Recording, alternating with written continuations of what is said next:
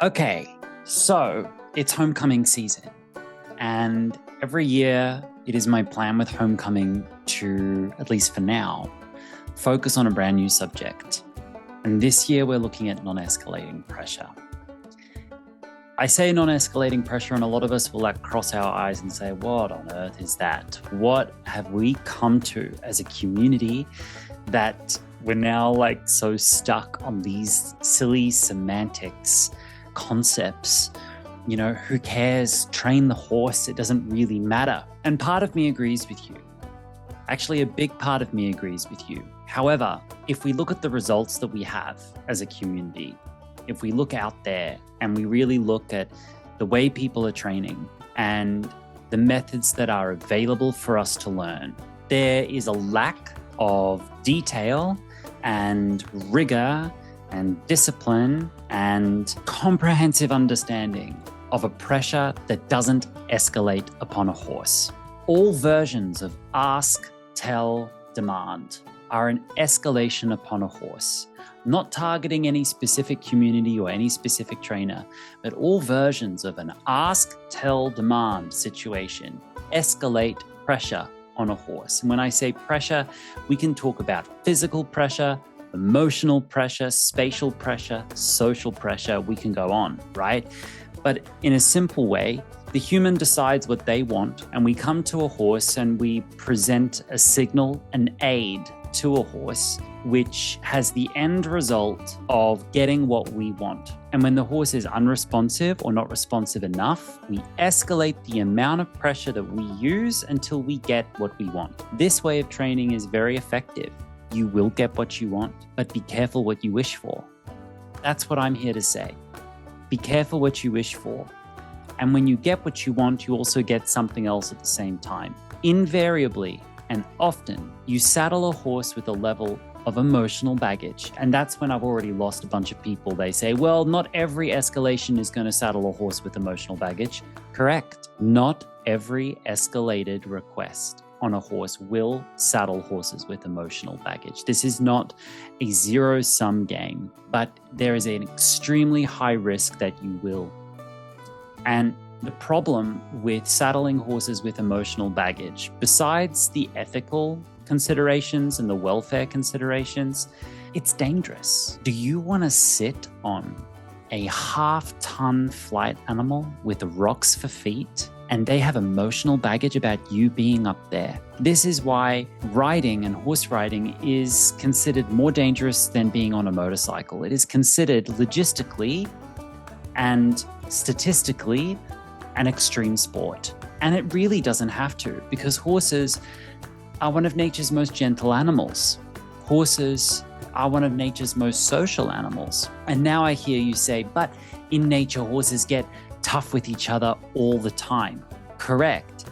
But how many of us have actually put that to test by going out in nature and really observing wild horse herds for long periods of time? If you observe wild horse herds for long periods of time, situations of high pressure and escalations in between individuals are extremely rare and used in emergency situations only. Now, we look at horses in domesticated settings, and horses in many domesticated settings deal with their domestication stress through emotional behavior. But that is not normal behavior. A horse who is struggling with the stress of domestication and the pressures being put on them, that is now aggravated towards other animals and towards each other in a herd, in a field, that horse is not healthy. They're not normal.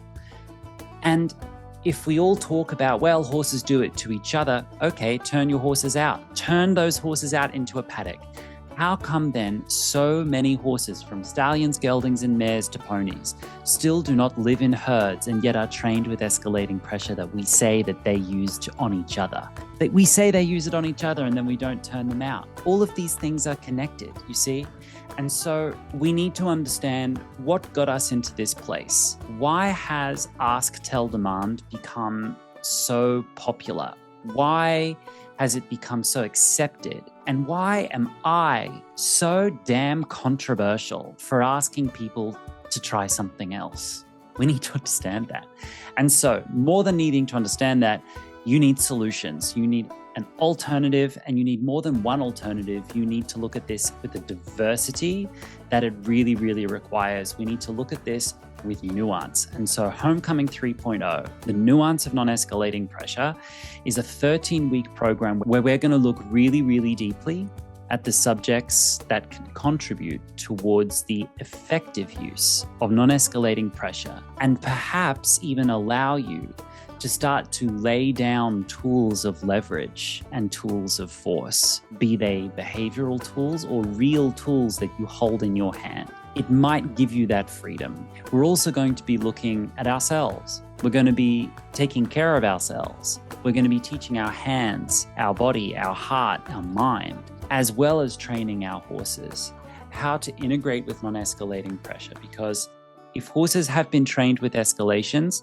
that is what they will prefer. It will look like they are inviting you to force them. Ask me how I know this. And over the years, I've come to almost specialize in the process of transitioning horses from an escalated state to a de-escalated state, whilst still riding, still training, still exercising, and gaining fitness in horses, which is going to be part of this focus as well. It is open for everybody. Come with an open mind.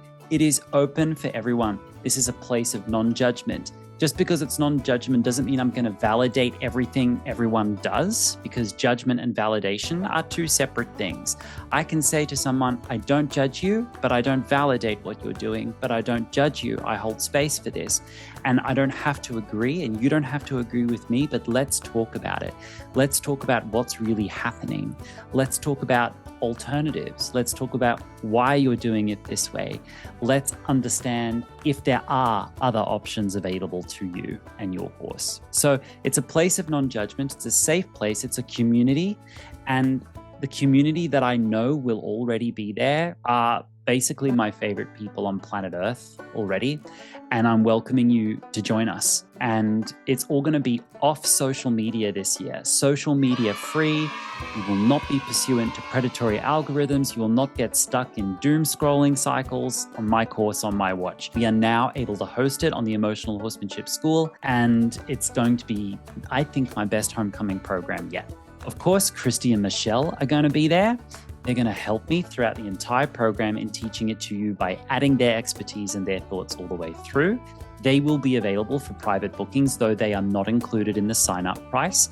I hope to be available for some private bookings, though private bookings are not included in the sign-up price.